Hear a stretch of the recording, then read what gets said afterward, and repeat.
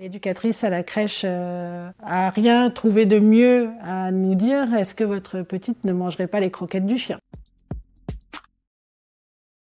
Je m'appelle Alicia, j'ai 42 ans. Je suis non-voyante de naissance. J'écris et je raconte des anecdotes vécues avec mes deux enfants et mes concitoyens invalides. C'est d'une part sensibiliser de manière légère la population au handicap visuel, mais aussi de le faire par l'humour. Un jour, il m'est arrivé une histoire un peu cocasse en crèche avec mon enfant. Ma petite avait pris un petit peu de poids en été et l'éducatrice à la crèche a rien trouvé de mieux à nous dire. Est-ce que votre petite ne mangerait pas les croquettes du chien? Sachant qu'à cette époque, j'avais un chien guide. Elle a dit, comme vous la voyez pas, il est possible que non.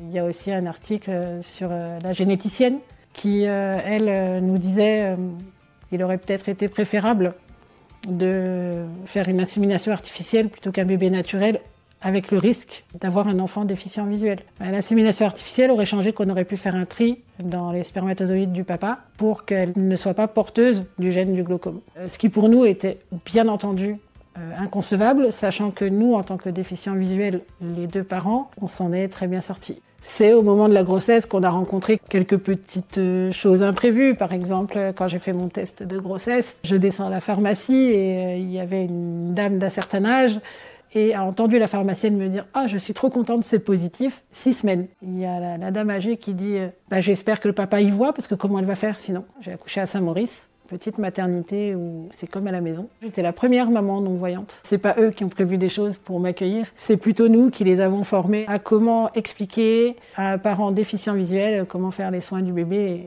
et ça s'est passé plus que bien. En ce qui concerne mon handicap, je me suis beaucoup occupée de mon petit frère quand j'étais enfant et j'ai pas eu de crainte.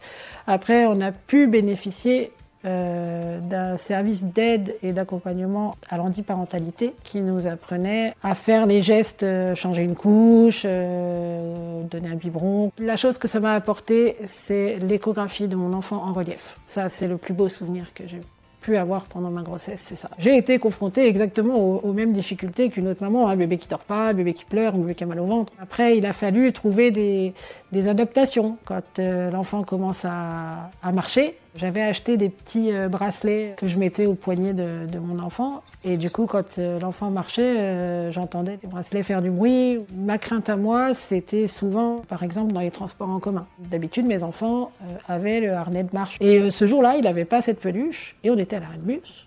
Et il n'a rien trouvé de mieux à faire que d'aller sur la route. Enfin, il aurait pu se faire renverser. Et voilà, ça a été ma plus grande inquiétude. Mais sinon, j'ai toujours trouvé une solution à tout. Ce que je ne me sentais pas capable de faire seule avec eux, comme le salon de l'agriculture, je l'ai fait avec une nounou qu'ils avaient à cette époque. J'ai toujours dit à mes enfants, même quand ils ne savaient pas parler, tu sais, le jour où tu vas commencer à marcher, quand maman t'appelle, il faut répondre à ton prénom. Alors la question du handicap est venue très vite, très tôt. C'est déjà ma fille, la première, a parlé très vite et a très vite compris qu'on voyait pas. Hein. Elle donnait la main d'elle-même, quand elle vous montrait quelque chose, elle nous faisait toucher et à chaque fois qu'elle rencontrait quelqu'un de nouveau, sa question c'était « Toi tu vois ?» Souvent, les gens s'adressent à mon enfant plutôt qu'à moi-même. « Demande à ta maman si elle a soif. » Et mon enfant lui dit « Tu peux lui demander toi-même. » Ça m'est arrivé aussi une fois où là, je marchais avec la petite à côté de moi, puis évidemment, elle était dans son monde. Paf, elle se prend un poteau, mais de pleine face. Et là, il y a un monsieur, tout bienveillant qu'il est, lui dit si la maman voyait, la petite ne se serait pas pris le poteau. Ça m'a fait mal. Les enfants de personnes en situation de handicap, souvent, se responsabilisent eux-mêmes tout seuls. Et même pas parce qu'on leur demande X ou Y chose. Moi, je pars du principe que mes enfants ne sont pas mes yeux. Je crois que l'enseignement que j'aurais aimé avoir, c'est de savoir prendre les choses à la légère. Ouais, ok, les gens ils pensent comme ça, c'est pas grave.